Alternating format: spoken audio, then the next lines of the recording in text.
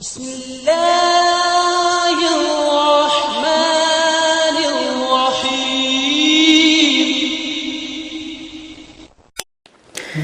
ایک دفعہ ایک گدھا ایک گہرے کنویں میں جا گرا اور زور زور سے رینگنے لگا۔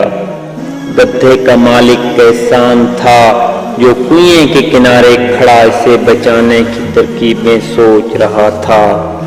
اسے جب کوئی ترکیب سمجھ میں نہ آئی تو ہار مان کر دل کو تسلی دینے لگا کہ گدھا تو اب بوڑھا ہو چکا ہے،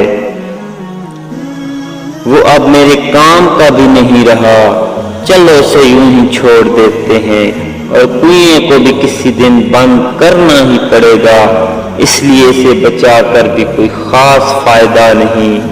یہ سوچ کر اس نے اپنے پڑوسی کی مدد لی اور کنواں بند کرنا شروع کر دیا۔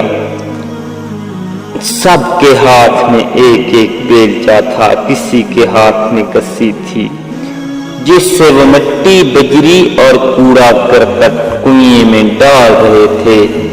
گدھا اس صورتحال سے بہت پریشان ہوا، اس نے اور تیز آواز نکالنا شروع کر دی۔ کچھ ہی لمحے بعد گدھا بالکل خاموش ہو گیا۔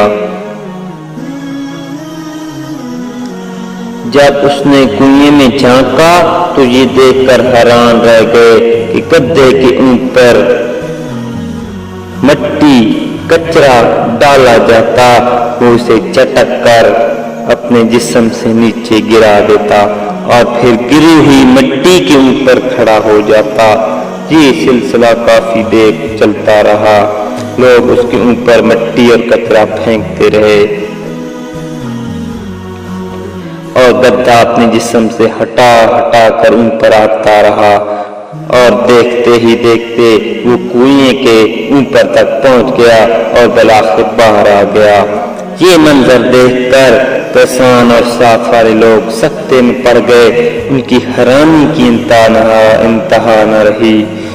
اس غیر متوقع نتیجے پر وہ گدھے سے بڑھ کر مجسمہ حیرت بنے ہوئے تھے کہ گدھا کیسے باہر آ گیا، ہمیں تو معلوم ہی نہیں تھا کہ اس طریقے سے گدھے کو باہر لایا جاتا۔ تو میرے بھائیوں، ہمارے ساتھ بھی یہ واقعات کافی سارے زندگی میں پیش آتے ہیں۔ ہمارے اوپر کچرا پھینکا جائے گا، ہماری کردار کشی کی جائے گی، ہمارے دامن کو داغدار کیا جائے گا، لیکن گندگی کے اس گڑھے سے بچنے کا طریقہ یہ نہیں ہے کہ ہم ان غلاظتوں میں دب جائیں، بلکہ ان بیکار کی چیزوں کا مقابلہ کر کے، ان کو اگنور کر کے آگے بڑھنا چاہیے، اس کی طرف دھیان نہیں دینی چاہیے۔ خاک ڈالنے والے خاک ڈالتے رہیں، مگر پرعزم انسان اپنا رستہ کبھی نہیں بدلتا۔ بھائیو، اگر یہ میری ویڈیو پسند آئے تو میرے چینل کو سبسکرائب کریں، لائک کریں اور یہ گھنٹی والا نشان ہے اس پر کلک کریں اور میری ویڈیو کو فیس بک، واٹس ایپ اور سوشل میڈیا پر شیئر کریں۔ بہت شکریہ۔